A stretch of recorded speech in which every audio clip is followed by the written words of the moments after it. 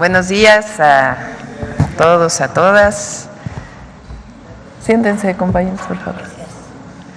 Bueno, pues el día de hoy nos toca presentar el Plan Nacional de Energía en lo que se refiere a la industria eléctrica, en particular a Comisión Federal de Electricidad. Antes de ello, decirles que estamos muy contentos, estoy contenta. El día de ayer triunfó el pueblo de México y ganó la fuerza de la razón, la cordura frente a la irracionalidad. Ya si quieren en las preguntas comentamos un poco más, pero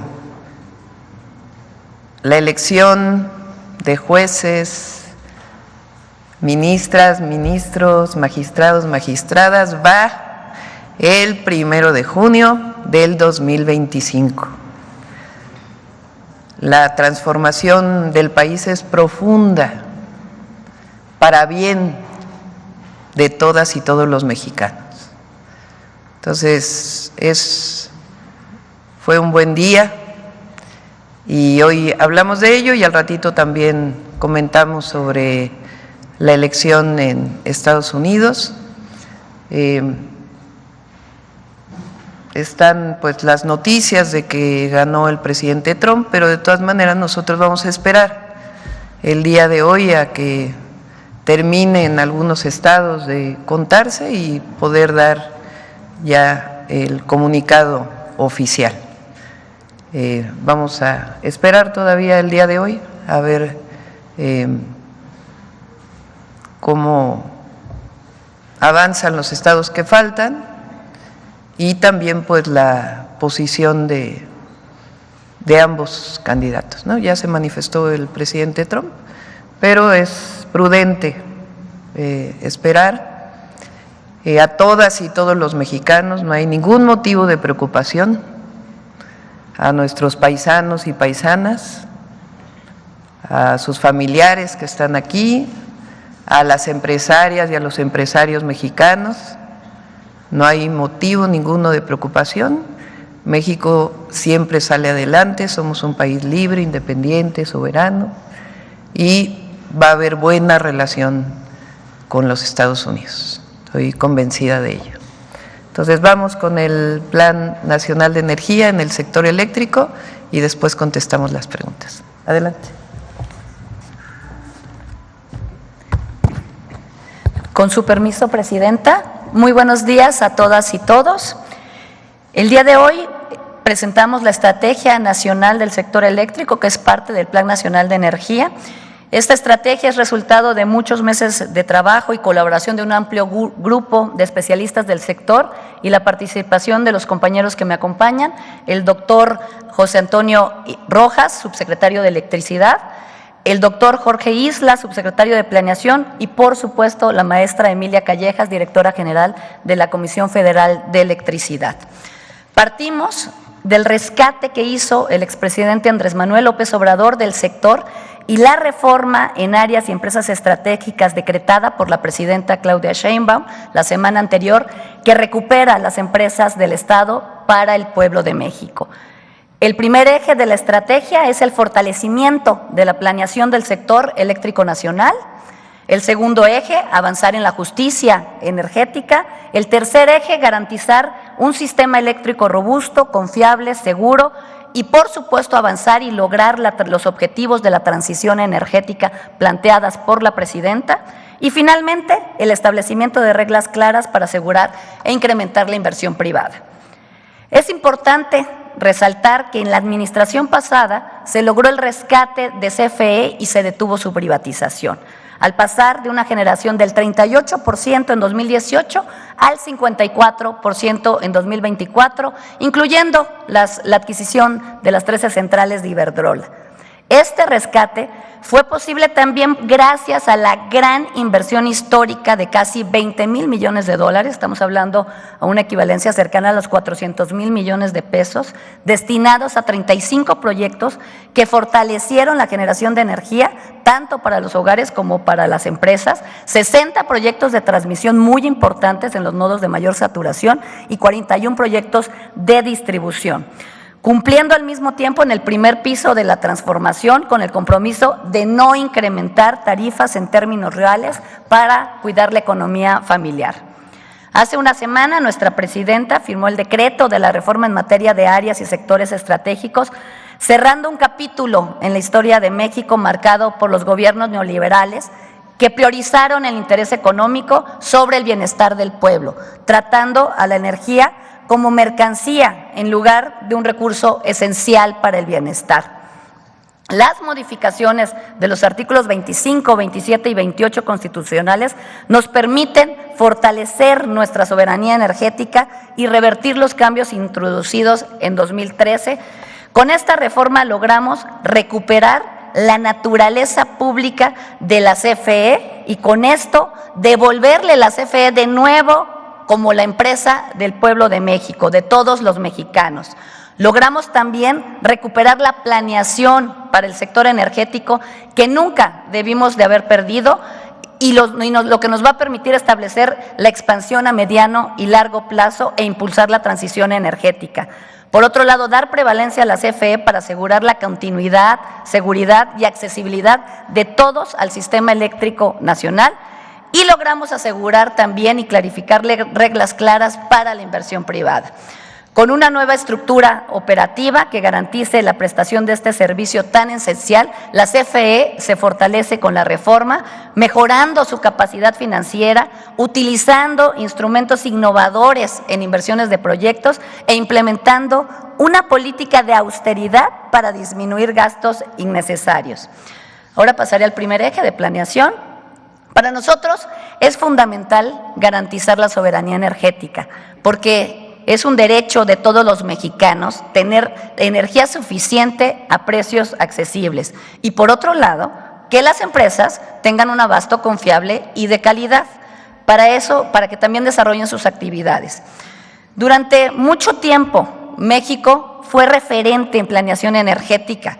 Nuestro objetivo es que el Estado recupere su capacidad para ordenar, regular y orientar el desarrollo del sector eléctrico y la transición energética con una visión de mediano y de largo plazo, porque para nosotros la planeación es clave para promover un desarrollo equitativo, inclusivo e integral para todas y todos, tema que fue perdido con la mal llamada reforma energética en 2013. Para esto, además, vamos a fortalecer la coordinación con diversas secretarías y todas las áreas que tienen que ver con el sector.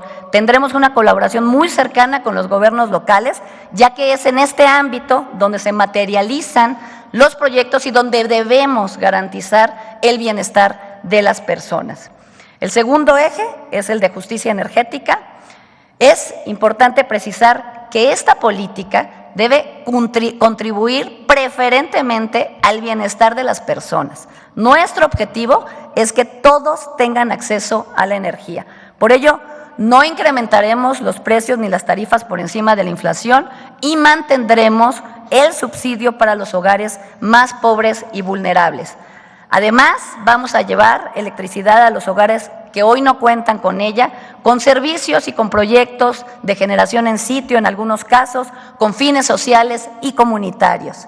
Y para cuidar la salud de las personas, especialmente de las mujeres, que son las más afectadas en áreas rurales, vamos a implementar un programa de cocinas limpias que sustituyan el uso de leña.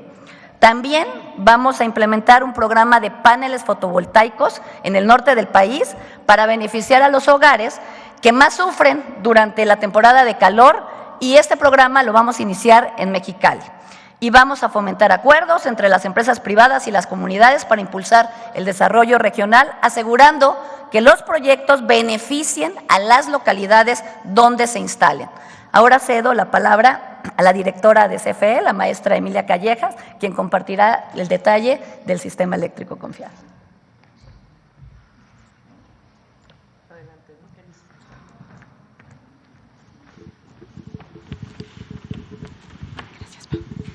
Buenos días a todos. Con su permiso, señora presidenta, me voy a permitir ahora abordar el tema de la CFE, cómo vamos a colaborar en este segundo piso de la cuarta transformación para cumplir con los ejes que marcó la secretaria y que nos ha instruido la presidenta.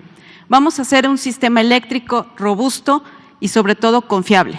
¿Cómo lo haremos? Vamos a iniciar con un diagnóstico que hicimos en esta empresa, donde la reforma energética del 2013 nos dejó una CFE atomizada en 9 empresas subsidiarias y 5 filiales, lo que impidió que pudiéramos operar de una manera integral y eficiente. Propició también chatarrización en nuestras unidades de centrales de generación. ¿Esto por qué fue? Porque la falta de inversión y la falta de planeación pudo impactarnos en que la tecnología no fue posible irla ni actualizando ni manteniendo correctamente. Y por ende se frenó la inversión para nuevos proyectos de generación, lo que impidió también que tuviéramos proyectos como los que se impulsaron en el sexenio anterior para poder modernizar nuestro parque de generación. Se eliminó la planeación. CFE teníamos una fama reconocida a nivel mundial por tener una planeación a largo plazo, estamos hablando de más de 30 años. Esta planeación era una planeación estratégica. Se incrementó también de manera desmedida la generación intermitente sin respaldo. Sí, se apoyó el hecho de incluir generación limpia, sin embargo, esta generación cuando deja de salir el sol o cuando además no hay viento, se interrumpe. Ahí es donde CFE es el que proporciona el respaldo porque esta generación no la tenía. La reforma energética del 2013 también no consideró la confiabilidad. ¿Qué es la confiabilidad y qué es lo que queremos garantizar a todo el pueblo de México? Que vamos a tener una certeza de que a la hora de que nosotros subamos un interruptor de nuestra casa o conectemos un aparato eléctrico, tengamos el suministro de energía eléctrica. CFE quedó impedida legalmente con esta ley de la reforma energética 2013 para que nosotros pudiéramos comprar la energía que nosotros mismos estamos produciendo. Se otorgaron permisos de generación sin considerar todos los refuerzos técnicos que debe de llevar la red asociada para poder garantizar la confiabilidad que tanto estamos ahorita cuidando. Y por último, la competencia desigual en el mercado que surgió a raíz de esta reforma privilegió al sector privado sobre la CFE. Adelante. ¿Qué estamos aquí también ilustrando? Nosotros, a través de lo que se instrumentó en la administración anterior con el presidente López Obrador, se instruyó la decisión de rescatar la CFE. ¿Por qué? Porque de seguir esta tendencia que observamos en esta gráfica, en el 2024 tendríamos un 16% únicamente de participación en la generación nacional. Y esta tendencia de seguir seguramente nos llevaría a un escenario mucho más crítico.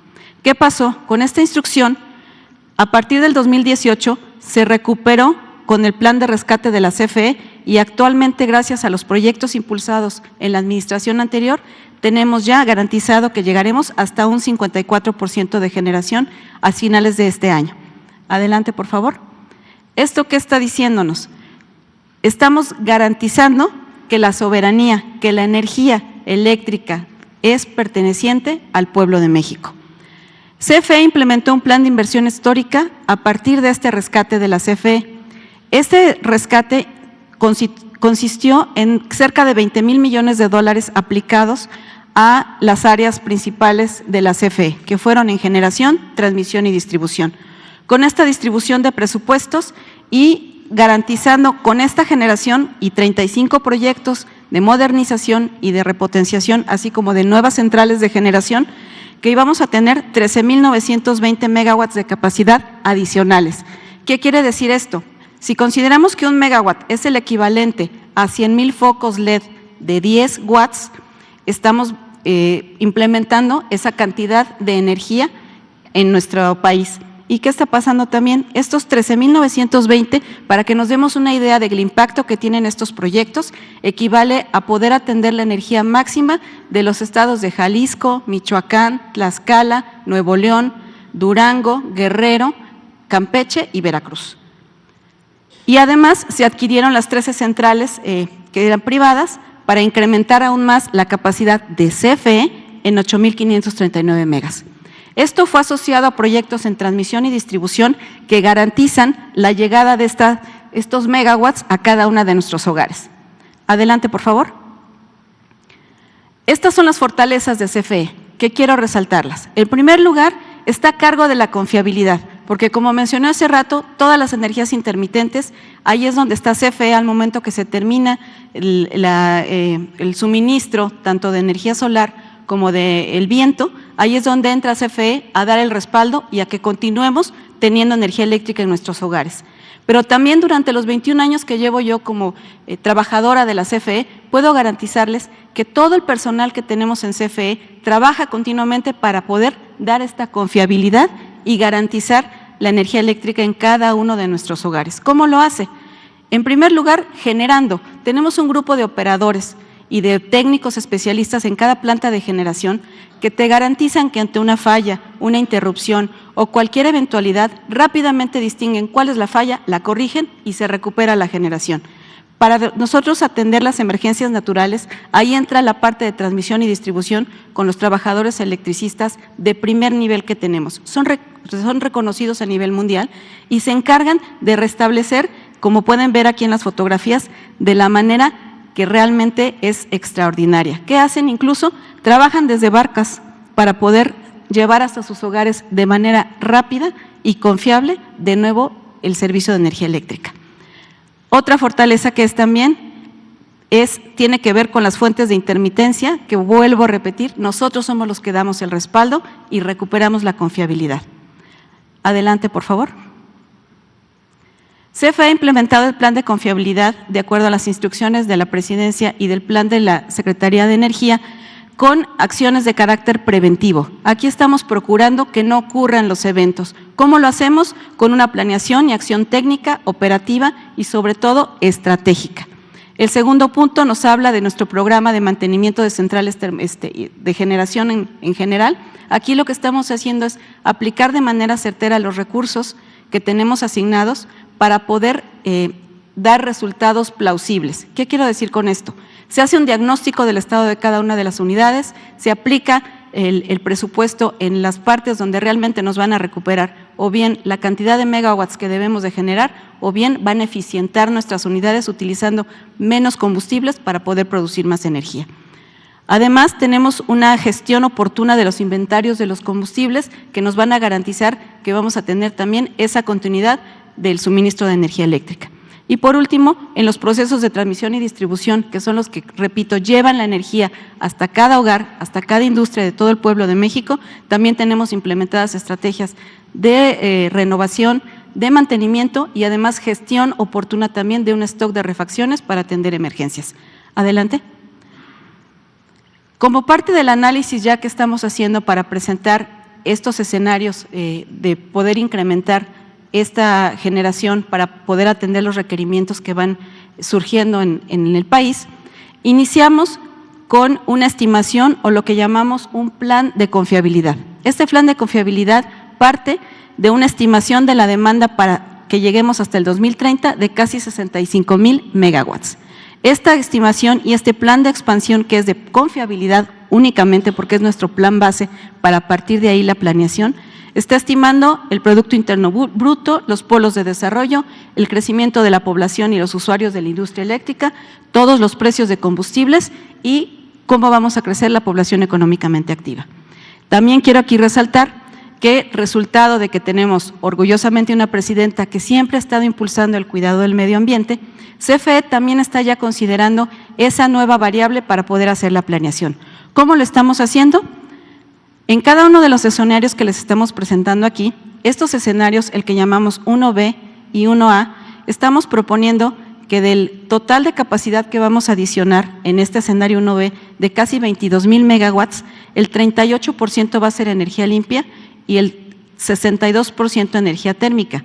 Sin embargo, sí quiero resaltar que estamos teniendo esta reducción de emisiones de CO2 atendiendo los requerimientos del G20, donde nos marca llegar a net cero.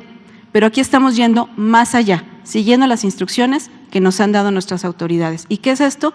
Estamos incrementando la generación, estamos utilizando en la parte de térmica también combustible de transición, que es mucho más amigable con el ambiente y además, pues todo lo que tiene que ver con las energías limpias. En este primer escenario, estamos reduciendo emisiones en un 4.5%. Aquí también hago un paréntesis para comentar que aquí tenemos los escenarios de con cogeneración y sin cogeneración.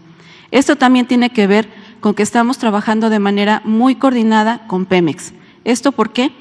Una cogeneración se refiere a que vamos a producir dos tipos de energía. Vamos a producir energía eléctrica para llevar a nuestros hogares y además vapor para poder apoyar en los procesos que tiene Pemex. Eso es una cogeneración. Y lo importante también de esta generación, que es la cogeneración, es que el 30% de la energía eléctrica que estamos generando por normatividad actual se considera energía limpia. El segundo escenario, que es el escenario 1A, es pensando en que la planeación de CFE para este sexenio no va a requerir que estemos proporcionándoles a ellos la cogeneración. Aquí estamos hablando de que se reduce un 36% la energía limpia y el 64% igual, con energía térmica, con combustibles de transición. Aquí la reducción pues es de 2.7%.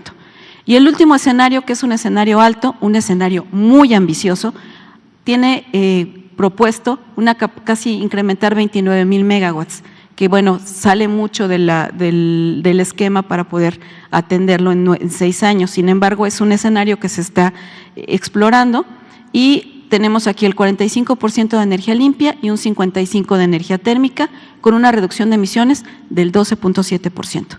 Adelante. Estas obras de generación van a estar respaldadas por la parte de transmisión y distribución, atendiendo los requerimientos tanto de la parte norte de nuestro país como de la parte sur. Y esto es lo que garantiza que vamos a llevar energía eléctrica a cada uno de los hogares, industrias y comercios del pueblo de México, con una inversión total para refuerzos de red en 7,403 millones de pesos, con esta línea de tiempo de cómo van a estar las inversiones a lo largo de este sexenio. Adelante. En resumen, nuestro plan de inversiones estimado para la CFE tiene un total de 23,400 millones de dólares, distribuidos de la siguiente manera. Generación son adición de 13,024 megawatts con una inversión de 12,300 millones de pesos. Transmisión, con el refuerzo de la infraestructura que se necesita para estos proyectos, de 7,500 millones de dólares.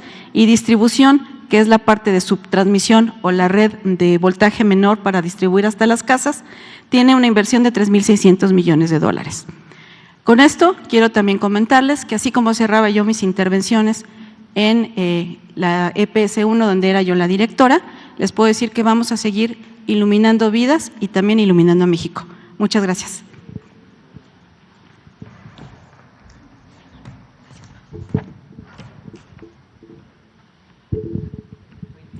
Gracias. Por último, las reglas claras para asegurar e incrementar la inversión privada. Adelante. Decirles a todos y todas que, como la presidenta ha instruido, se mantendrá la participación privada con un porcentaje de hasta el 46% en la generación eléctrica. En los escenarios que ya explicó la maestra Emilia, se contempla un avance muy importante hacia la transición energética, lo cual también va a permitir la participación privada en este proceso de transición energética. Y para adicionar energía renovable, estamos considerando entre los escenarios entre 6,000 y 9,000 megawatts adicionales al 2030, que podrían ser proporcionados por la iniciativa privada. Esto contempla la generación necesaria para aprovechar y desarrollar los polos de desarrollo y aprovechar el nearshoring, pero estas inversiones deben de contribuir al desarrollo local con los principios de justicia, legalidad y apoyo a las comunidades propietarias de la tierra. Esto es muy importante. Todas estas inversiones que se van a permitir en términos de energías renovables deberán atender forzosamente a lo planteado en los escenarios de transición energética, respetar el código de red y mantener el 30% de respaldo. La que sigue. En el pasado, quiero comentar que se abusó de la figura de autoabasto.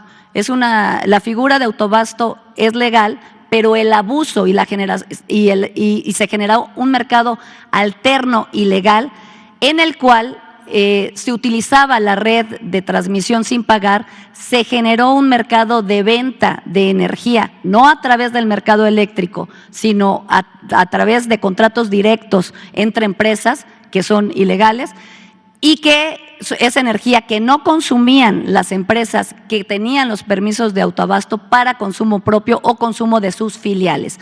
Ahí decirles a todos los empresarios que estamos en la CENER abiertos para proporcionar los mecanismos para transitar a las formas legales de participación. Y estas formas de y vamos a plantear las formas de participación privadas para el consumo propio. Para el consumo propio estamos proponiendo que aquellos hogares y pequeñas empresas que generen entre 0.7 hasta 0.7 megawatts van a estar exentos del permiso. Aquí estamos incrementando del 0.5 al 0.7 para la exención del permiso de distribución. Para consumo propio, entre 0.5 megawatts a 20 megawatts, que se consuma en sitio sin excedentes a la red, vamos a fomentar y con esto podemos atender las necesidades de los polos de desarrollo y los nuevos parques industriales. También vamos a establecer un trámite ágil para que esto sea posible. Y para el consumo propio de empresas que requieran conectarse a la red, lo que estamos solicitando es algo que actualmente se solicita y que es algo completamente, que queremos que sea completamente transparente y correcto, que se pague el uso de la infraestructura de transmisión únicamente. Adelante. Las formas de participación para generación que se proponen en el plan es que se permitirá la entrega de energía y capacidad a la CFE por parte de productores de largo plazo, con contratos de largo plazo.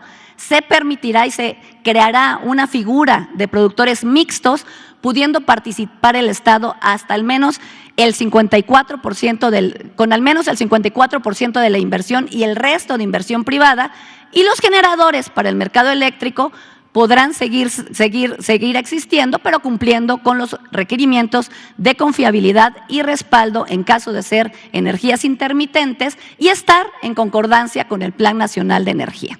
Adelante. Por último, decirles a todos y todas que vamos a implementar el establecimiento junto con la agencia digital, el establecimiento de una ventanilla única y una estrategia de simplificación administrativa. Queremos que las inversiones se realicen de manera correcta, pero también de manera ágil, reduciendo los costos. Vamos a tener una coordinación muy intensa entre todos los organismos del sector para lograr tener un trámite expedito. Vamos a utilizar tecnología y trazabilidad para saber exactamente en dónde se encuentra el trámite que requieren y, por supuesto, reducir el número de trámites y tiempos y costos para beneficio de todos los empresarios. Adicionalmente, estamos garantizando que mantendremos la independencia técnica de los reguladores con los que contamos y que estarán todos alineados a la planeación de largo plazo. Adelante.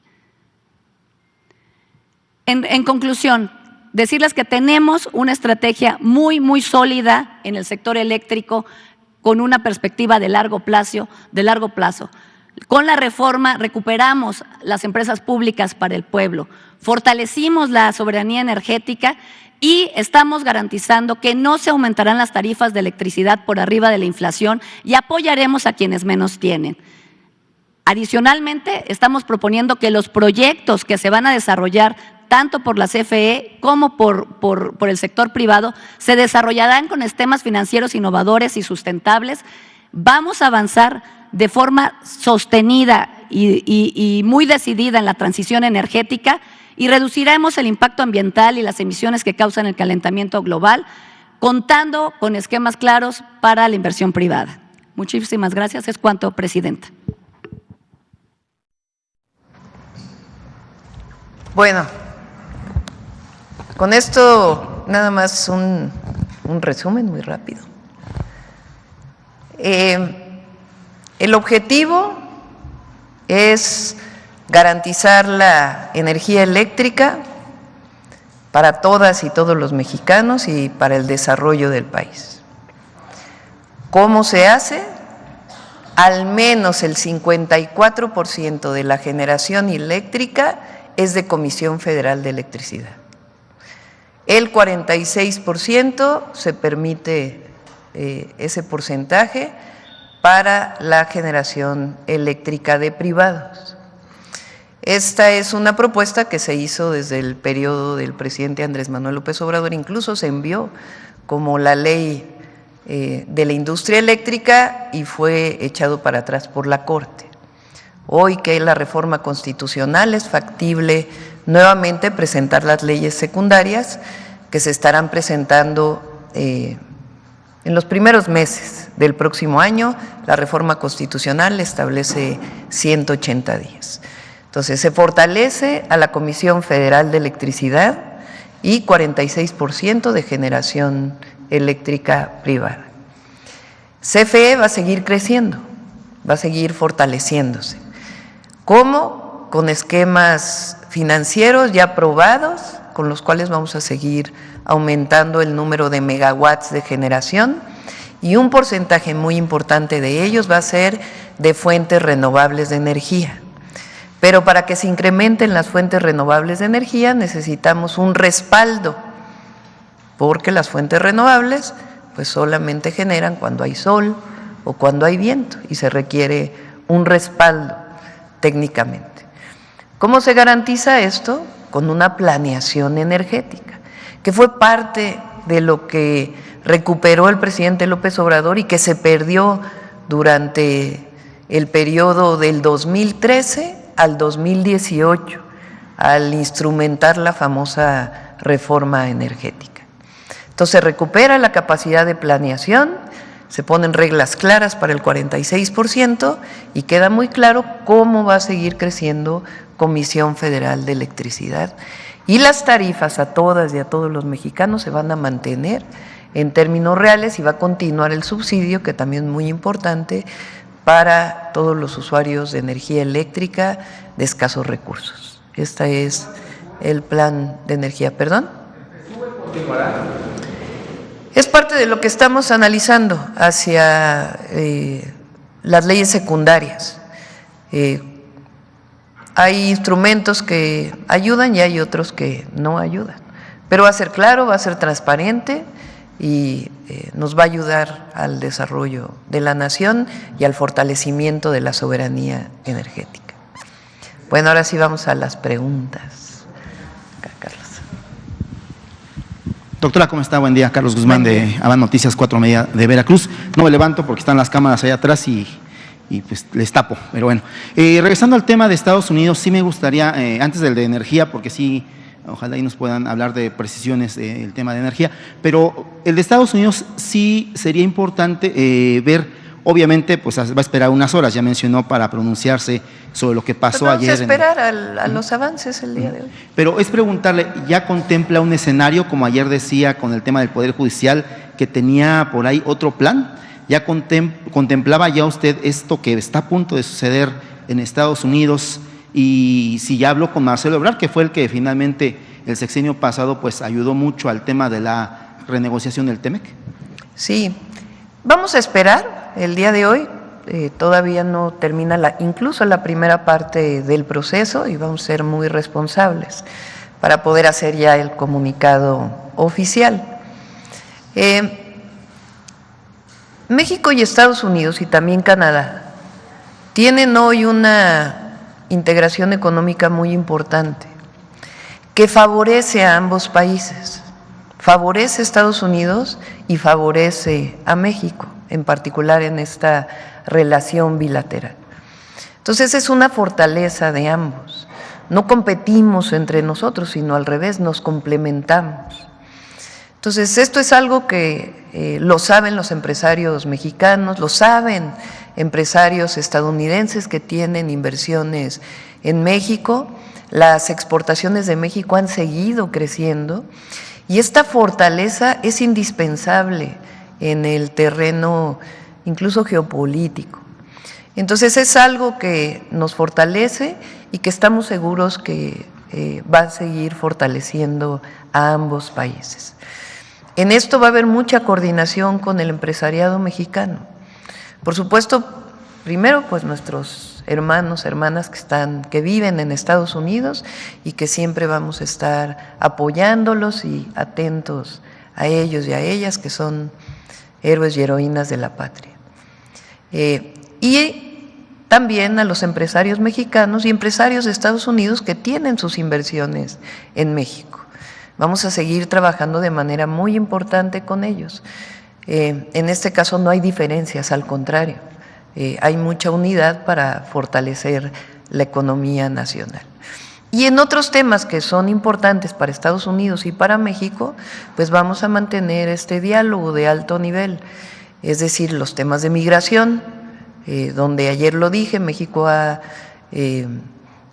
se ha disminuido la migración en la frontera norte en 75% de diciembre de 2023 a la fecha, de una forma humanitaria, y hay un plan para la migración. De igual manera, lo que tiene que ver con la entrada de drogas de México a Estados Unidos, la entrada de armas de Estados Unidos a México, es decir, los temas relacionados con tráfico de drogas, los temas relacionados con otros sectores fundamentales para el desarrollo de ambos países.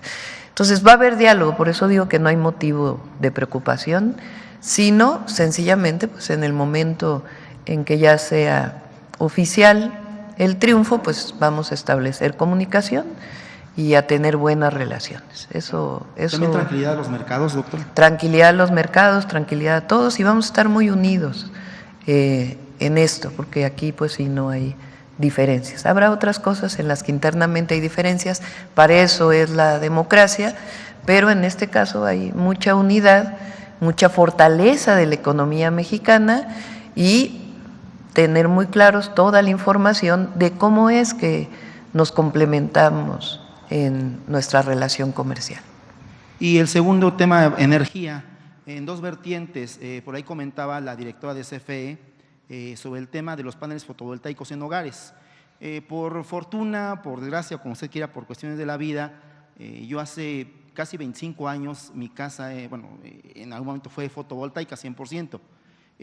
Hubo un problemita ahí con el tema de cuando se hizo la reforma que estaba anteriormente, se hacía un contrato para poder inyectar energía a la red que te sobraba. Yo con mis paneles producía 600 watts. Tenía un conjunto de 8 baterías, eran de plomo, después fueron de lo que es de gel, hidrogel o algo así se llama, lo debe saber la directora, pero el tema es el siguiente, es preguntarle si este plan, por aquí decía el compañero de Oaxaca, de un programa que se tiene para subsidio a hogares, si se contempla, como usted lo hizo en alguna medida a gran escala en la central de abastos, que incluso recibió un premio ese plan que tuvo ahí para poner paneles fotovoltaicos, si se contempla darle facilidades a la gente para que, no sé, su crédito Infonavit, que creo que hay una parte que se maneja como fondo verde o algo así, ella lo ha de saber la directora, si se contemplan facilidades para que la gente, aparte del apoyo estatal, por su cuenta podamos, me incluyo porque yo ya tengo ese sistema, podamos producir energía y también inyectarla a la red. Le digo que a mí me pusieron un medidor bidireccional que si yo consumía más energía de la que necesitaba, la red, la CFE me la vendía. Y si yo producía más energía, le inyectaba a la red, pero no había como una contraprestación. Es preguntarle si se contempla eso y en qué esquema se contempla, porque sí es importante para la gente que en dado caso producimos nuestra energía con paneles fotovoltaicos. Y la segunda, doctora, para ya dejarle el micrófono a otra persona, sobre su plan de autos eléctricos. En México hay dos marcas 100% mexicanas, una es Vemo, que es una que tiene unos carritos para taxis, y la otra es Sacua. Sacua es una empresa 100% poblana, mexicana, que incluso por ahí el gobernador Armenta, gobernador electo, ya maneja un carro eléctrico. Es preguntarle, ¿va a contemplar su auto eléctrico que usted va a impulsar, asociarse o pedirle alguna cuestión de asesoría a estas dos empresas mexicanas, o lo va a hacer individual, y con qué tecnológicos lo haría, con el Politécnico, con la UNAM? ¿Cómo lo haría, doctora? Muchas gracias. Sí, sobre el tema de paneles fotovoltaicos, hay dos opciones: generar electricidad cuando hay sol y almacenarla en baterías, y entonces te queda almacenada para poderla utilizar en la noche. Eso evidentemente cuando tienes las baterías pues resulta más oneroso, porque hay que comprar los paneles y aparte las baterías. Eso pues tiene una generación solamente en el hogar o en el comercio.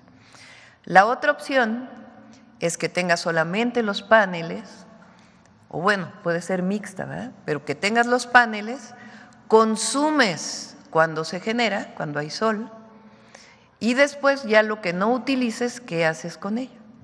Entonces, hay una opción que es inyectarlo a la red para que de ahí se suministre a otros usuarios.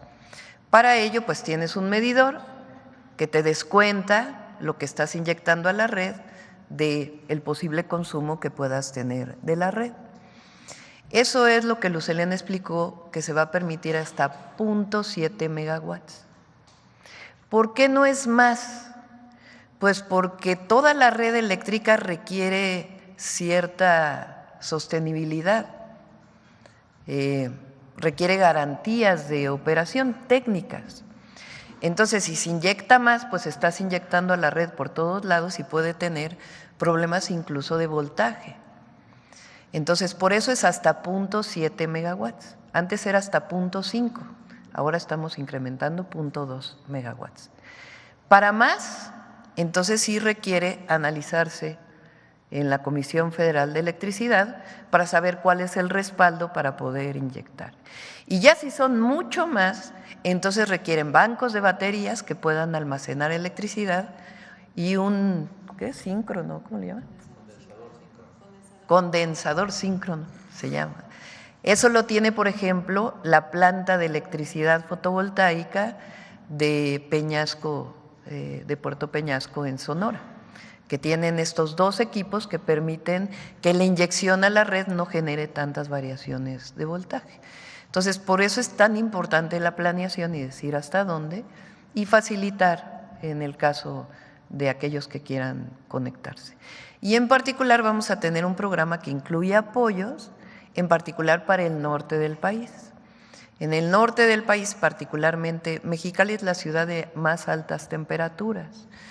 Ya ahí ya está subsidiada la tarifa, pero de todas maneras los recibos que llegan son muy altos porque se consume mucha electricidad, porque se utiliza mucho aire acondicionado. En esos casos estamos ya definiendo el programa para apoyar incluso para que la gente instale su panel, disminuya su tarifa o lo que paga de electricidad y al mismo tiempo ayude al sistema eléctrico nacional. Entonces ese es el plan particular para paneles fotovoltaicos en viviendas. Sobre el vehículo eléctrico, justo ayer tuvimos reunión con la Secretaría de Ciencia, Tecnología, Humanidades e Innovación.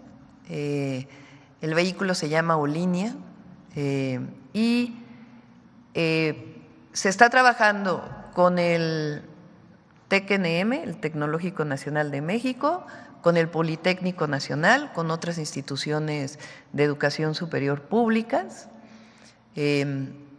y también con algunas empresas privadas.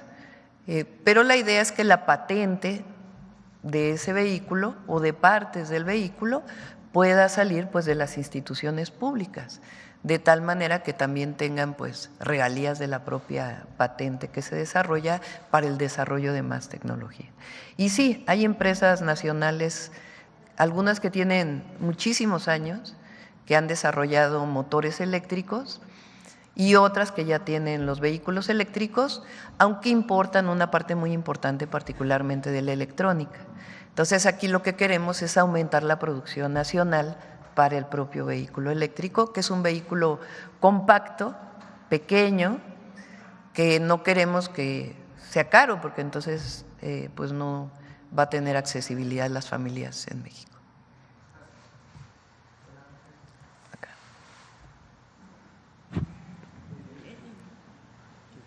Ay, a ti, luego, Sí, luego acá. okay. Muy buenos días, presidenta Ramón Flores del Centinela Informa, de Humanoid y funcionarios que la acompañan. El día de ayer presentaron un plan de salud, pero yo le quiero preguntar si usted ya tuvo la oportunidad de ver un video muy fuerte que anda en las redes donde un joven golpea brutalmente a su exnovia y su amiga prácticamente la salva porque es el que somete al joven. ¿A qué voy con esto? Es que quiero preguntarle si su gobierno ya tiene un plan de salud mental, porque tenemos la primera generación de la guerra contra el narco, o sea, jóvenes que están cumpliendo 18 años del 2006, que nacieron en la generación de Calderón, de la guerra contra el narco. Entonces, preguntarle si su gobierno tiene algún plan para contener a estos jóvenes que vivieron la violencia y que hoy prácticamente pues están siendo abandonados en el plan de salud mental. Saber si van a implementar algo en las escuelas como bachillerato y las universidades que sean contenidos psicológicamente, presidente. Sí está contemplado. Yo creo que en este caso que mencionas, puede deberse a una apología de la violencia que lamentablemente se generó durante este periodo, o también a la violencia contra las mujeres, que también tiene otros orígenes.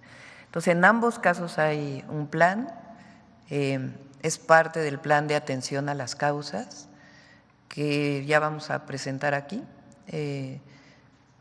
Incluye también la intervención en escuelas primarias particularmente, y también el plan de atención a violencia contra las mujeres, tanto educativo y de formación como de cero impunidad frente a la violencia contra las mujeres. Entonces, en ambos hay plan y ya lo presentaremos.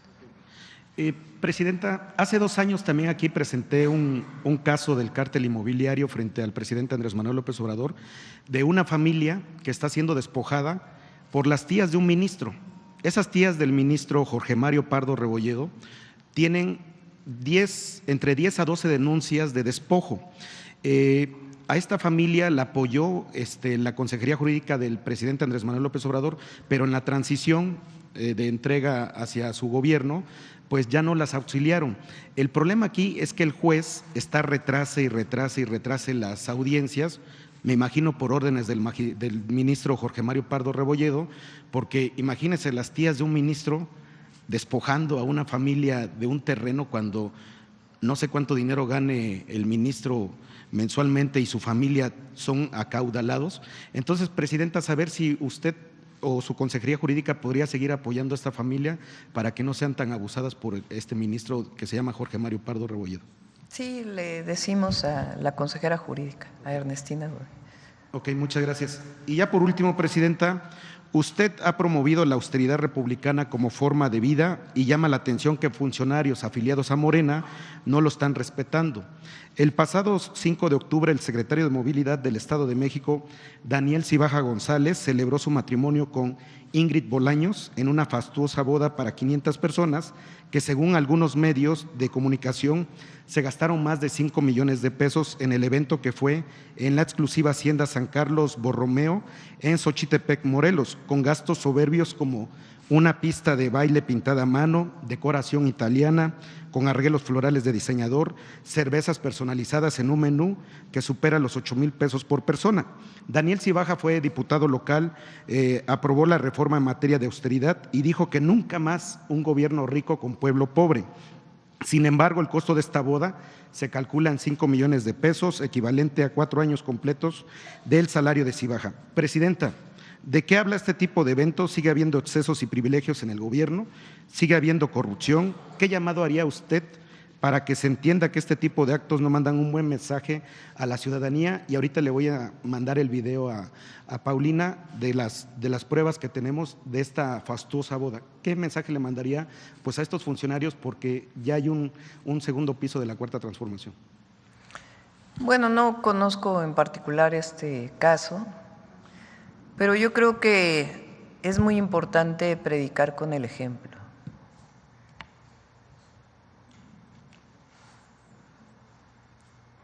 Nosotros tenemos una gran responsabilidad como movimiento, como servidores públicos. Servidor público, servidora pública quiere decir servir al pueblo. Y servir al pueblo quiere decir también vivir en la justa medianía. Hay personas que tienen recursos porque es distinto, creo yo, de dónde vienen estos recursos, que en todo caso hay personas que pueden tener recursos familiares, bien habidos, y también la otra parte pues es el dispendio, digamos.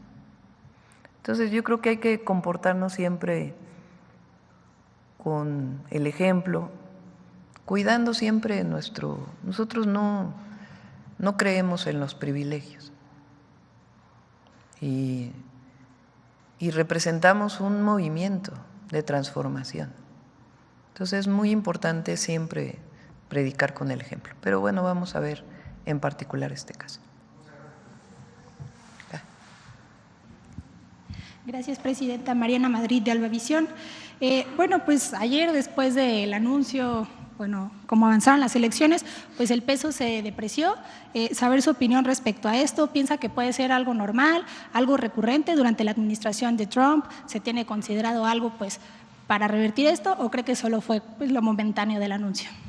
Sí, he estado en estos días con esta subiendo y bajando en estos días.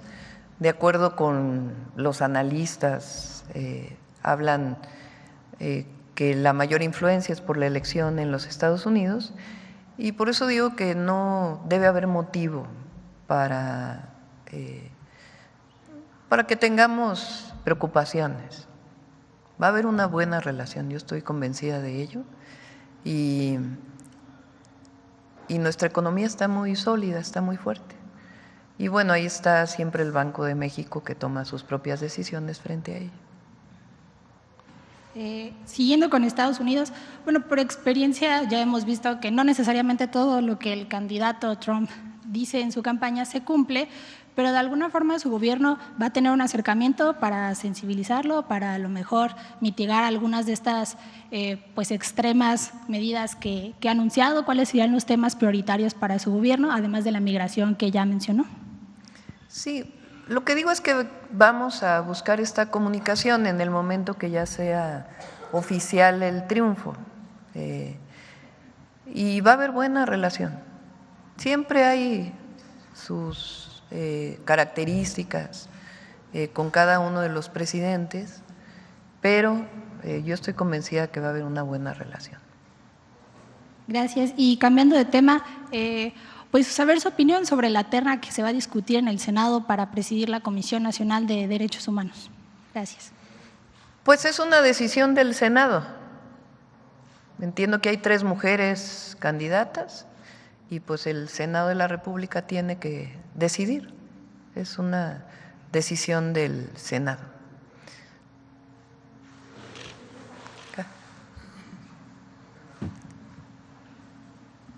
Buenos días a todos. Camila Ayala del CIO. Presidenta, con este proyecto de energía, con este Plan Nacional de Energía que presentan, ¿estarían confirmando entonces que durante el sexenio van a seguir los organismos reguladores de energía como la CRE? Pues se había presentado esta reforma para eliminar los órganos autónomos y se había señalado que la CRE pasaría a la Secretaría de Energía, pero ¿cómo sería el funcionamiento? Con independencia técnica, es decir, son decisiones técnicas que están en el marco del Plan Nacional de Energía, pero el programa de la reforma de autónomos va, igual que COFESE que mencioné ayer, que tienen que tener su independencia técnica. Esa es parte de lo que creemos y además que está en el tratado. Entonces, en la CRE no menciona nada, ¿no? Ni siquiera del tratado. Entonces, necesitamos recuperar la capacidad de planeación y de fortaleza de nuestras empresas públicas. Eso lo he defendido toda mi vida y no es la excepción ahora que soy presidenta. Y por eso tiene que quedar muy claro cómo va a crecer CFE, cuál es su manera de financiamiento, claro, sin cargar deudas al pueblo de México. Y por otro lado, ¿cuál es la característica de la inversión privada? Pero se confirma que México va a tener sus órganos reguladores, entonces, energéticos. No como ahora. Es parte de lo que se va a presentar en estas leyes secundarias.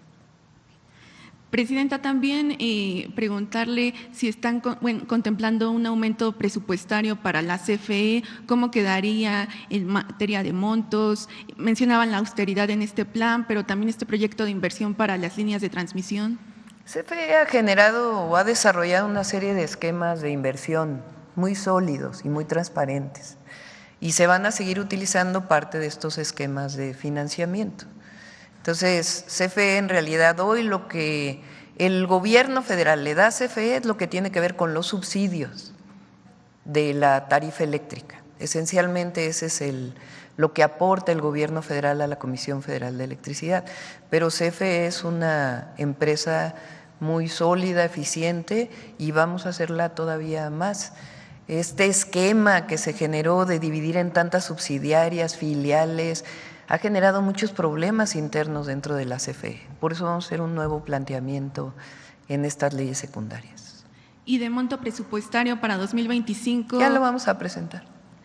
Presidenta, también consultarle, ¿tendrán algún objetivo de que pues, los apagones disminuyan para el siguiente año, también para la época de calor? ¿Estarían pues, manejando alguna meta? Vimos que a lo largo del sexenio, pues, por ejemplo, en las temporadas de calor se registraban pues, interrupciones, ¿no?, que afectaban igual a, pues, a empresas de manufacturas, acereras. ¿Quieres comentar algo, Emilia, de cómo están trabajando su programa de mantenimiento?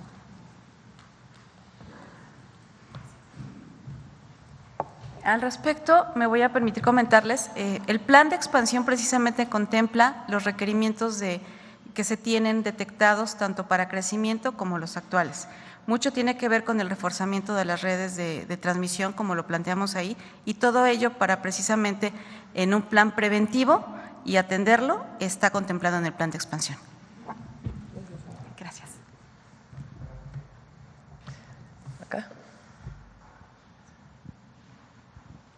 Buenos días, Presidenta. Armando Jefferson, del diario 24 Horas. Pues cambiando un poco de tema, pues ayer se llevó en la Corte la discusión de la reforma al Poder Judicial, pues hubo sorpresas, el ministro Pérez Dayán pues rompió con este bloque de los 8 ministros y pues el presidente nacional del PRI pues ya acusó que el rompimiento de este ministro se debía a que pues enfrenta denuncias por acoso sexual.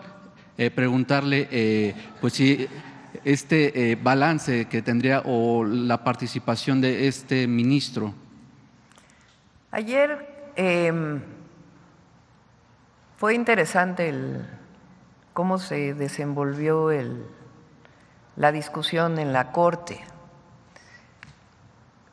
Actualmente la Corte tiene 11 ministras y ministros.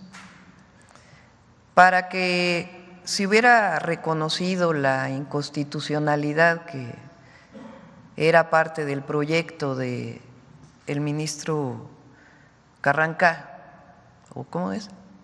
Juan Luis González Alcántara y Carranca. Sí. Se requería que votaran 8. Así está establecido. Hoy que lo conforman 11. La reforma que se aprobó, que ya es parte de la Constitución, la Constitución establece que ahora que se elijan los nuevos ministros y ministras, van a ser 9, es decir, se reduce en 2. Entonces, en el primer caso, en la votación, se requerían 4 votos para que no avanzara la inconstitucionalidad. Entonces se necesitaban 8 votos, necesitaban 4 votos en contra. Entonces, ¿quién votó en contra? Pues fueron la ministra Yasmín Esquivel, la ministra Loreta Ortiz, la ministra Lenia Batres y también el ministro Alberto Pérez Dayán. Y yo los invito a que escuchen la intervención del ministro Pérez Dayán. Las otras 3 ministras también hacen intervenciones muy importantes. Pero el ministro Pérez Dayán lo que dice es: no estoy de acuerdo con la reforma, pero eso no quiere decir que mi opinión personal implique que pueda ser aceptado un proyecto de inconstitucionalidad, porque pues ya está en la Constitución. Él incluso dice que hay otros casos donde él votó así. Entonces hay una coherencia en la votación del ministro. Y por eso digo que podemos tener diferencias con el ministro, pero en este caso imperó la razón, imperó la Constitución, imperó el Estado de Derecho, imperó la ley, porque las ministras y los ministros también están regidos por la Constitución. Entonces hay que escuchar su posición y miren que me imagino que ha de haber tenido toda clase de presiones del otro lado para no votar como decidió su votación, pero fue una decisión individual y es de reconocerse, porque podemos tener diferencias con el ministro, pero en este caso es nítida su presentación. Y si ya lo hice antes, ¿por qué ahora voy a estar en contra? Eso no quiere decir que esté de acuerdo con la reforma, pero como ministro no puedo aceptar que se declare inconstitucional algo que no esté en el marco de la Corte. Entonces, son 4 votos. Entonces ahí pues ya se declaraba que no procedía el proyecto del ministro Juan Luis González Alcántara Carranca. Y también, entonces, la ministra presidenta dice, no son 8 votos los que se necesitan, son 6, porque a la nueva Constitución o la nueva redacción de la Constitución que ellos están impugnando, dice que 6. Bueno, pero son 6 cuando son 9 ministros, no 6 cuando son 11. O sea, era darle una vuelta así, pero una pirueta inconstitucional. Y ahí otros 2 ministros dicen, a ver, o sea, no podemos hacer eso. Que fueron el ministro Luis María Aguilar y el ministro Pardo, que también no estamos de acuerdo con ellos en muchísimas cosas, pero finalmente dicen, a ver, no, esto no puede ser. Por eso digo que imperó la razón. Digo, triunfa el pueblo de México y la Constitución y el Estado de Derecho, pero también impera la razón frente a la sinrazón, la cordura frente a la locura. Entonces, también, aunque no se esté de acuerdo en muchas cosas, también hay que reconocer cuando toman una posición que tiene que ver con la investidura de la Corte. Entonces, la oposición, fíjense ayer de qué tamaño fue la movilización. Muy pocas personas realmente. No, por ello, pues, aquí hay libertad de expresión, de reunión, de manifestación, siempre hay libertades en México. Pero hay democracia. Y la otra, porque ahora todo esto resulta que es el autoritarismo, que no se defiende a la república, la división de poderes. Al revés, esta decisión es más republicana, es republicana, porque fortalece al Poder Judicial como un poder autónomo, elegido por el pueblo. Porque ya ayer yo vi algunas publicaciones que decían, vamos a rescatar a la República. si hoy está más fortalecida que nunca. Entonces, fue una buena noticia ayer, la verdad, para todas y todos los mexicanos, de certidumbre, de Estado de Derecho, y prevalece la democracia. Y por eso digo, la fuerza de la razón. Presidente. Días antes, lo que hizo ayer, ¿usted considera que la ley en México ahora sí será pronta y expedita tras esta modificación a la Constitución? Porque hay mexicanos que a veces se roban un gancito y… Vienen toda una serie de reformas secundarias. Por ejemplo, en la reforma constitucional se establece que para algunos casos se tiene que resolver en 6 meses. Por ejemplo, para asuntos mercantiles. En este caso, pues tienen que modificarse procedimientos incluso de diversas leyes para que eso pueda ser real, porque no es solo por decreto, sino que tienen que modificarse leyes secundarias. Entonces ya vamos a presentar, la próxima que vamos a presentar es la de la Ley Orgánica del Poder Judicial.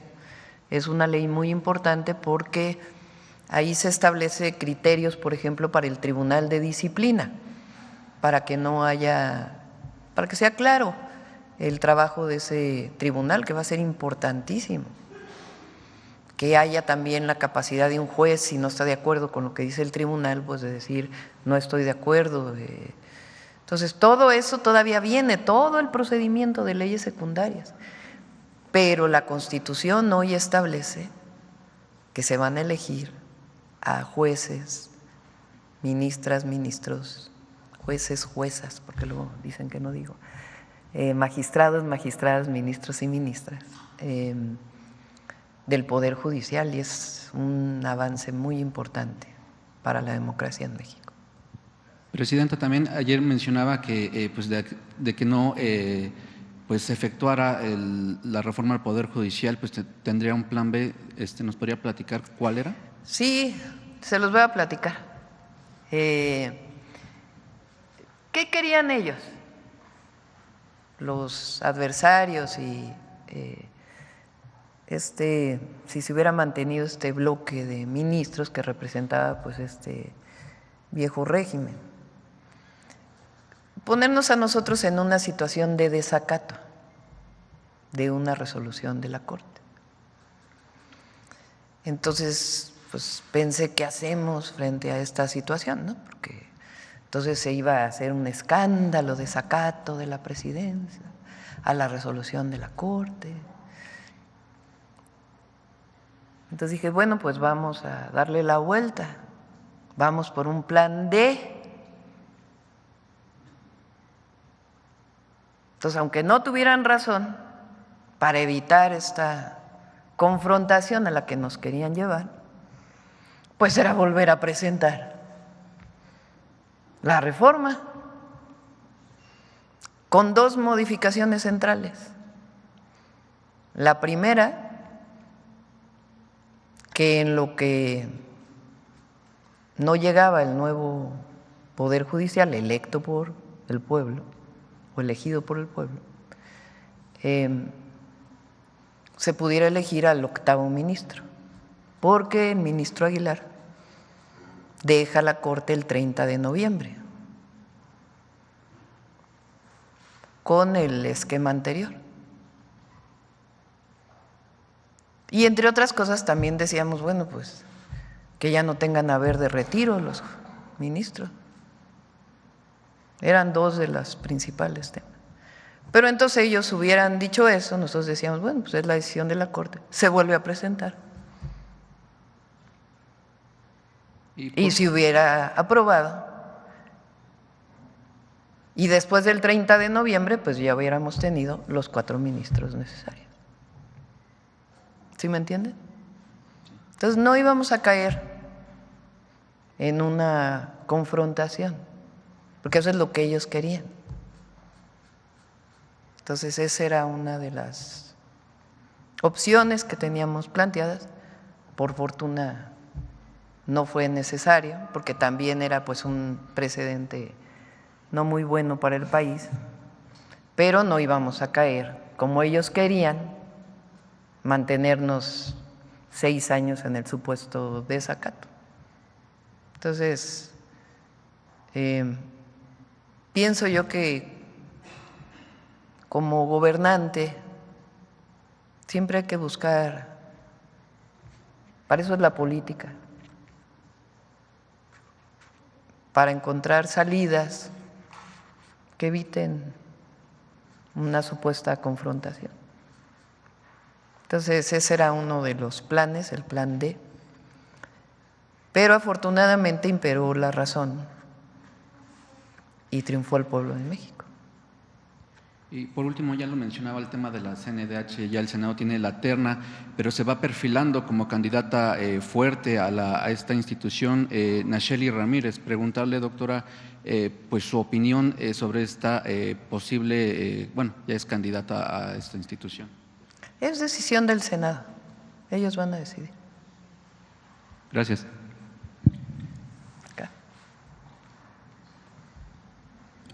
Gracias, Presidenta. Sandra Aguilera, de Grupo Larsa Comunicaciones. Presidenta, antes que nada, muchas gracias a nombre de la persona que se vino de León y que la trasladaron al siglo XXI. Estuvo muy grave, ya la habían desahuciado, pero ya despertó. Ya despertó y ya puede un poquito bailar con la cabeza. Y ya está mucho mejor. Muchas gracias en nombre de ella y de sus padres. Por otro lado, Presidenta, el gobernador de Veracruz, Cuitlagua García, informó que Marco Antonio Conde, de la Escuela de Maestros Estéticos, perdió los amparos que interpuso en Veracruz, por lo que le suspendieron los REBOEs. Además de que la COFEPRIS dijo que los egresados de la Universidad del Conde y el Instituto de Estudios Superiores en Medicina representan un riesgo para la salud de la población. Sabemos que ya cerraron las maestrías, sin embargo siguen las publicaciones de esas escuelas en redes sociales utilizando los REBOEs que ya están cancelados, y los doctores sin esa especialidad de cirujanos plásticos siguen operando, inyectando biopolímeros chinos que obviamente no están certificados por COFEPRIS y están matando a mucha gente. Para que esto cambie se necesita la Ley de Salud, que ya aprobó la Cámara de Diputados y la Comisión de Salud de la Cámara de Senadores. Solo falta que suba al Pleno para que den su reconocimiento los senadores. Y aquí lo que yo le quiero pedir es que si le puede dar prioridad.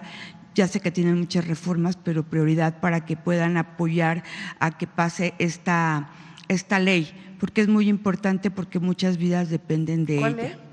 La ley de salud, donde los cirujanos plásticos certificados son… Sí, lo has mencionado varias veces, es cierto, lo voy a revisar. Sí. Me la paso mencionando. Es cierto. Pero ojalá ya pueda pasar al Pleno, porque no ha podido. Si les da la recomendación, se lo agradecería muchísimo. Sí. Y por otro lado, recordarle que los pabellones de salud de cirugía reconstructiva para atender a las víctimas de estos cirujanos, como es el Hospital General, ha sido insuficiente, ya que la cantidad de pacientes rebasa por mucho la capacidad de este pabellón. Usted me comentó que ya que usted entrara en funciones, lo iba a ver con el doctor Kersenovich, y una buena sugerencia sería que hubieran hospitales del sector salud que cuenten con las instalaciones y hacer jornadas para atender a estas personas. Esa es una sugerencia que me gustaría que la tomaran en cuenta. Se lo planteamos ahí al doctor Kersenovich. Por otro lado, doctora, tengo unas personas que se acercaron a mí que son ejidatarios de Jalisco, que les pagaron, sus ejidos ya se los pagaron.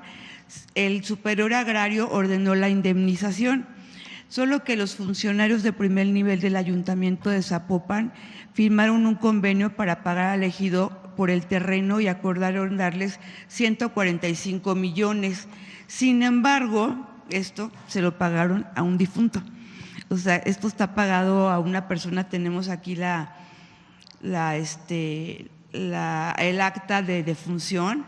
Y pues bueno, ellos están peleando, ya acusaron a estos funcionarios que cómo lo pagaron a un difunto tanto dinero, 145 millones, y piden a usted su opinión o cómo pueden hacerlo. Ya hicieron una denuncia para poderlo a los funcionarios públicos, a la Fiscalía Anticorrupción del Estado.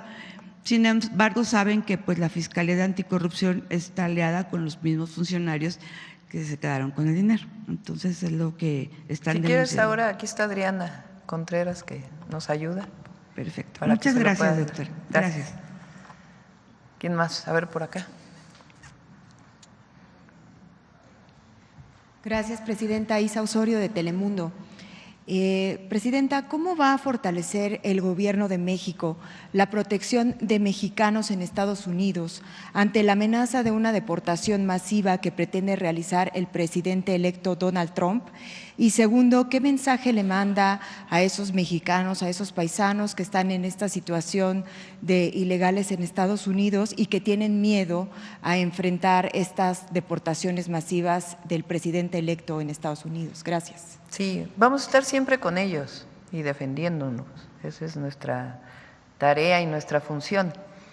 Y vamos a presentar ya muy pronto todo el esquema de apoyo por parte de los consulados, porque los consulados van a modificar de manera muy importante la manera en que atienden y facilitan los apoyos legales y administrativos que requieren todos nuestros hermanos y hermanas que están en Estados Unidos.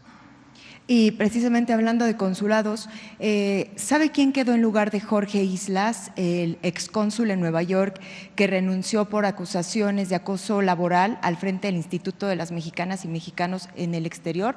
Si ya tiene un reemplazo y si no, pues cómo va a enfrentar precisamente en Nueva York y los mexicanos que viven ahí estas amenazas del presidente electo. Bueno, él sacó un comunicado. Siempre que hay una acusación de este tipo, pues hay que hacer la investigación. Él sacó un comunicado y está atendiéndolo el doctor de la Fuente. Y en el caso de la coordinación de consulados todavía no tenemos una decisión. Estamos buscando el mejor perfil, mujer u hombre, que puede estar al frente de este tan importante puesto, quizá el segundo más importante después del canciller. Gracias. Ya acabamos. ¿A qué? Adelante y luego. Buenos días, presidenta. Quisiera saber qué tipo de concurso o mecanismo utilizará el gobierno para la participación de empresas privadas sobre el plan que acaban de presentar en materia de generación e inversión. Son varios esquemas, no sé si quieres explicarlo, Luz. ¿Se nos ponen la lámina? La última lámina, por favor. Penúltima, sí, la de conclusiones, sino la penúltima. Bueno, para las empresas que autoconsumen,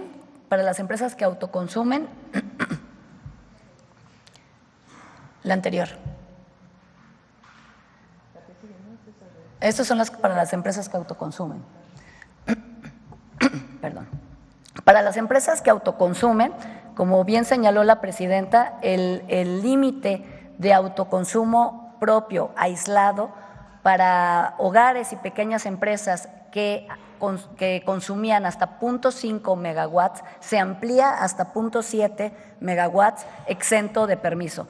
Ahí nada más para darnos una idea, la generación de 0.5 megawatts requiere 800 paneles fotovoltaicos. Entonces, ampliamos hasta 0.7, pero consideramos que con eso se cubre la necesidad de consumo en una pequeña instalación o en un hogar, en algún hogar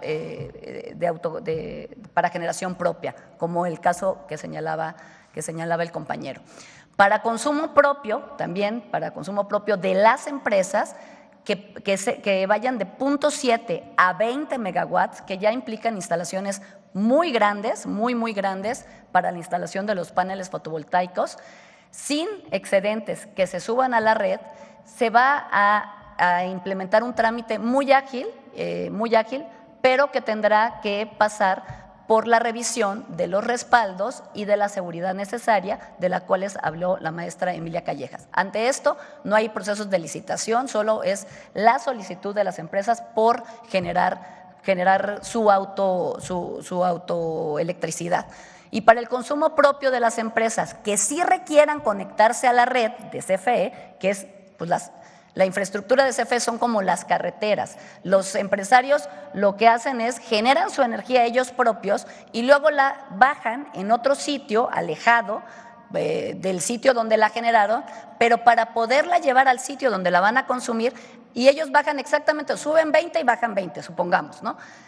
Pero para poderla bajar en el sitio donde la van a utilizar, utilizan la infraestructura de transmisión y de distribución de la Comisión Federal de Electricidad. Ahí lo que estamos proponiendo, tampoco van a ser procesos licitatorios, sino simplemente establecer una tarifa completamente transparente, que lo único que busca no es hacer inviable las inversiones, ni mucho menos, sino pagar la utilización de esa transmisión.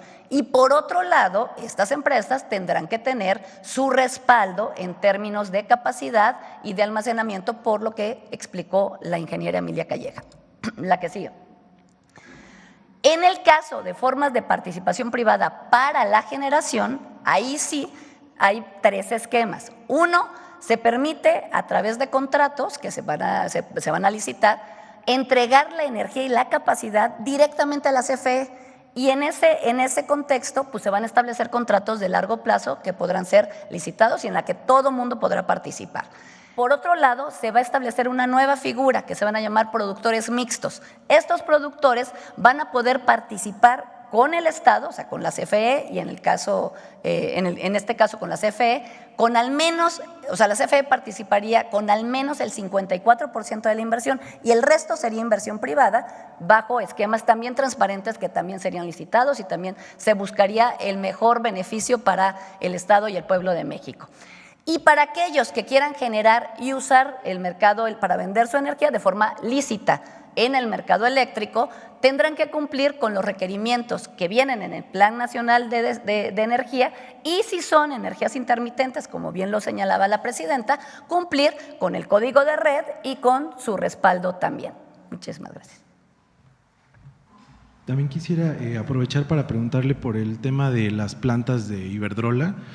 ¿Cuándo las piensa operar CFE, considerando que COFECE puso como condición que fuera un tercero independiente y no la empresa? Sí, por lo pronto las tiene a su cargo Fonadín, que es un fondo de Banobras, y las está operando.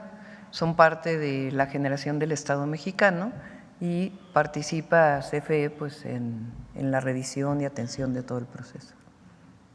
Ok. Y por último, también quería preguntarle por el tema del DUC. Hemos estado platicando en Bloomberg Línea con algunos legisladores de Morena que nos han dicho que están evaluando reducir este derecho de utilidad compartida a Pemex, recordando que el expresidente Andrés Manuel López Obrador lo redujo de 65 a 30%.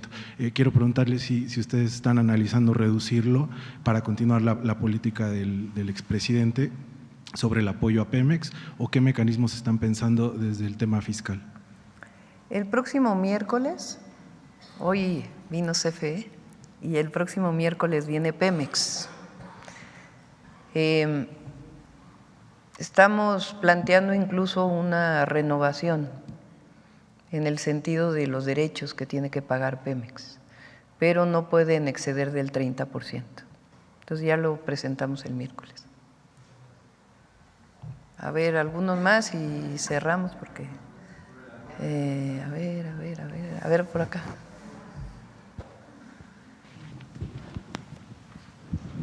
Presidenta, qué gusto saludarla. Ramón Ramírez Gutiérrez, de Noticieros El Reloj. Presidenta, vivimos un momento histórico para las comunidades y grupos afromexicanos. La ley de autonomía, que no es soberanía, representa algo trascendente en la historia de México que poco lo hemos valorado, creo, como sociedad.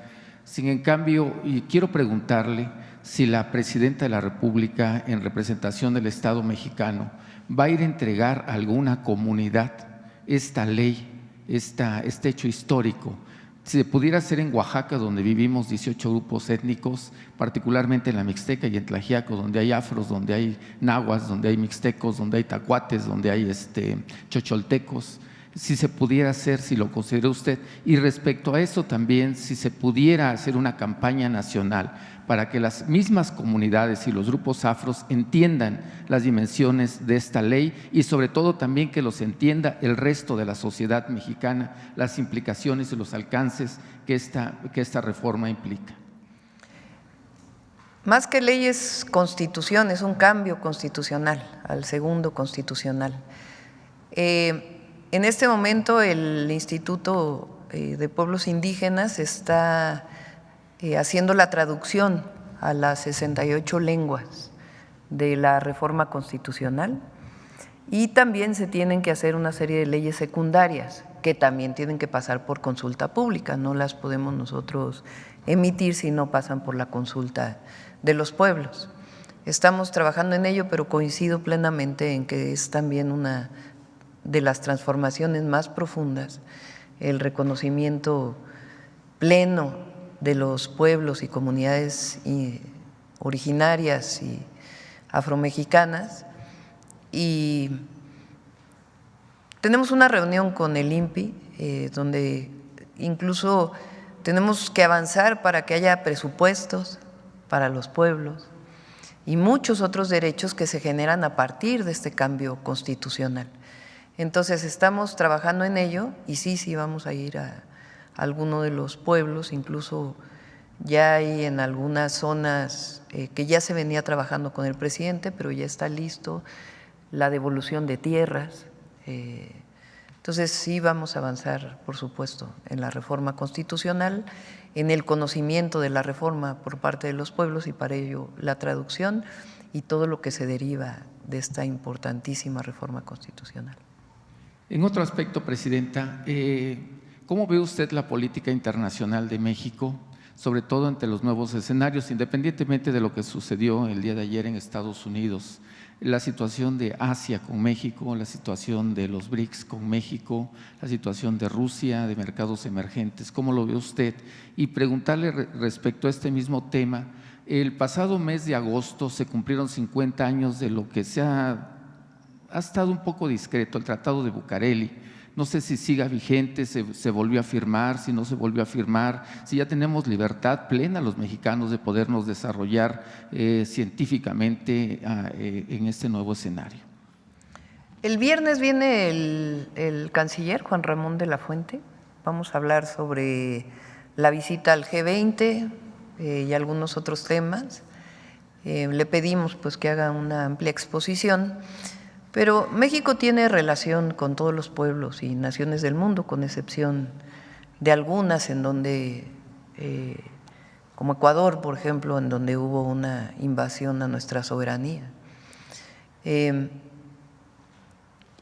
en términos económicos, pues el tratado comercial que tenemos con Estados Unidos y Canadá, pues define una importancia y una fortaleza muy definitiva para México. Pues eso no quiere decir que no tengamos otras relaciones. Lo que queremos fortalecer es la economía mexicana, la producción nacional de insumos, de bienes que estamos importando de otros países donde no hay tratado.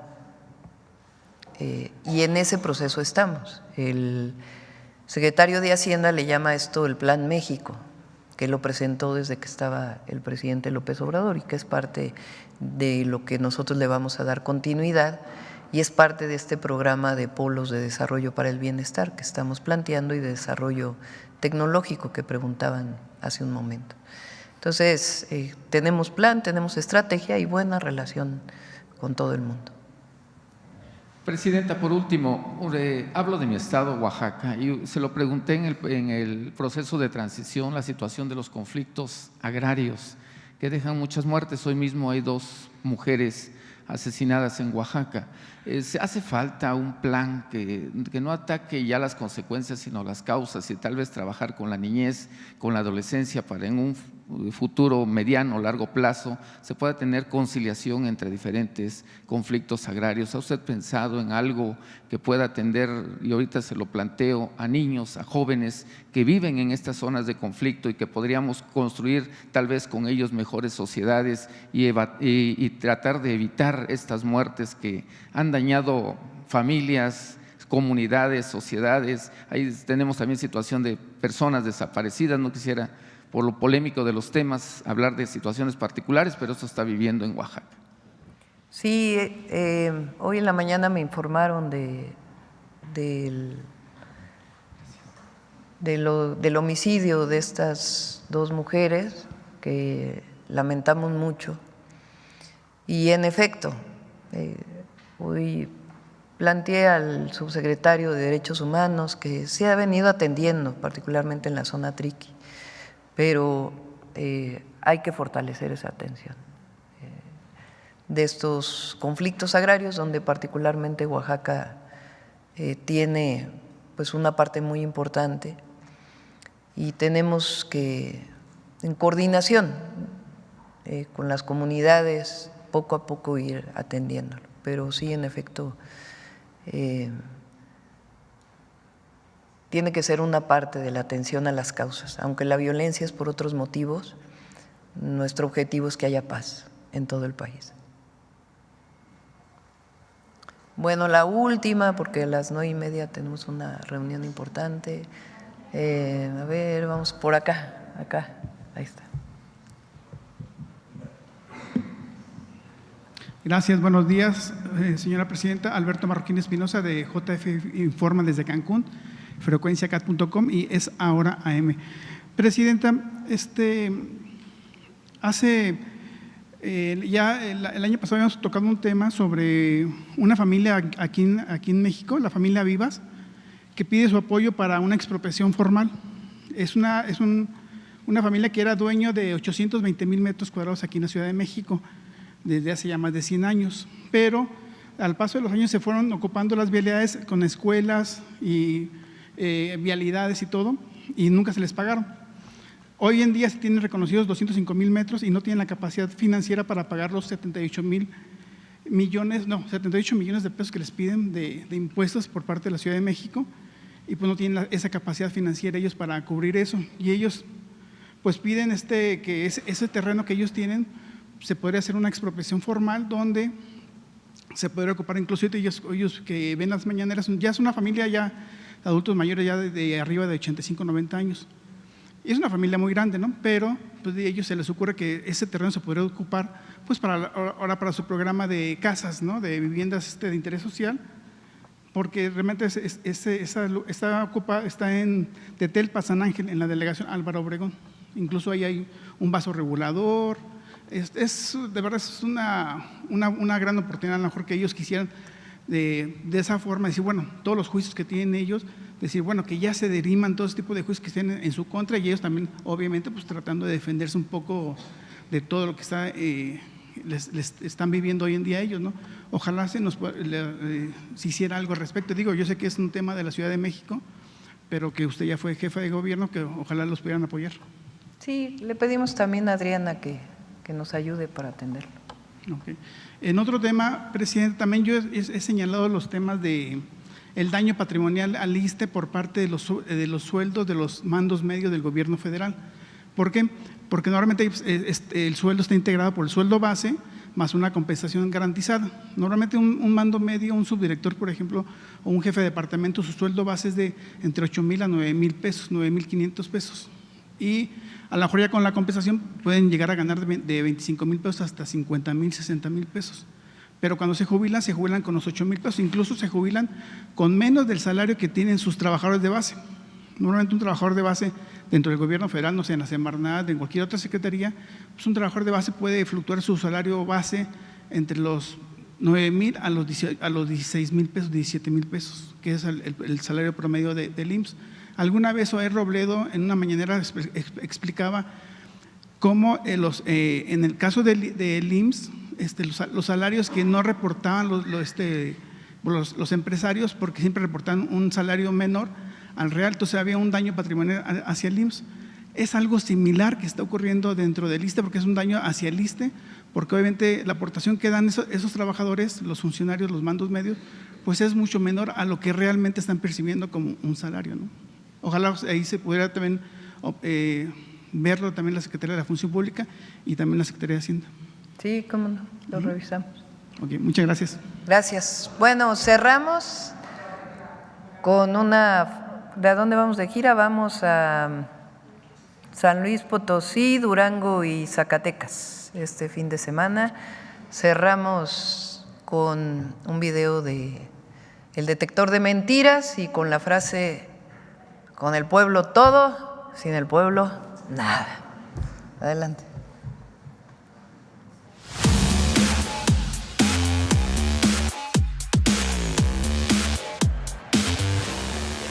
Alrededor del mundo, los videos e imágenes creadas con inteligencia artificial buscan incidir en la vida política de los países como instrumento de la mentira. En México, la presidenta Claudia Sheinbaum es blanco continuo de ataques con videos falsos creados con esta tecnología. 1. La presidenta Claudia Sheinbaum pide invertir en petróleo. ¡Mentira! En redes sociales como Facebook, X, YouTube o TikTok circulan videos que manipulan la imagen y la voz de la presidenta Claudia Sheinbaum con inteligencia artificial, proceso conocido como deepfake. En estos videos, la supuesta imagen y voz de la presidenta invitan a la población a invertir en la industria petrolera. El video original utilizado para crear el deepfake corresponde a una entrevista realizada por el medio alemán Deutsche Welle el 27 de abril de 2023 a la entonces jefa de gobierno de la Ciudad de México. 2. La presidenta Claudia Sheinbaum pide invertir en plataformas financieras. ¡Mentira! El detector de mentiras, con ayuda de la ciudadanía, ha localizado al menos 11 videos en redes sociales creados con deepfake, en los que supuestamente la presidenta Claudia Sheinbaum invita a la población a invertir en diversas plataformas financieras digitales que ofrecen rendimientos extraordinarios. Las supuestas invitaciones de la presidenta a invertir en plataformas financieras son falsas y representan un grave riesgo para los usuarios, quienes son dirigidos a call centers en los que son engañados para transferir sumas de dinero a cuentas fuera del país para finalmente ser robados. Otra modalidad de fraude a la que pueden dirigir estos videos creados con inteligencia artificial es el phishing, una técnica de estafa que consiste en engañar a las personas a través de formularios o cuestionarios para que compartan información confidencial, descarguen programas maliciosos o se exponga a la ciberdelincuencia. 3. En redes sociales circula desde el 21 de octubre un video que muestra una supuesta conversación entre la presidenta Claudia Sheinbaum y el secretario de Seguridad y Protección Ciudadana, Omar García Harfuch. ¡Mentira! La supuesta conversación telefónica entre la presidenta Claudia Sheinbaum y el secretario de Seguridad, Omar García Harfuch, es falsa. Fue creada con inteligencia artificial. Así lo demostró un análisis realizado con la herramienta Hi-Fi Detector.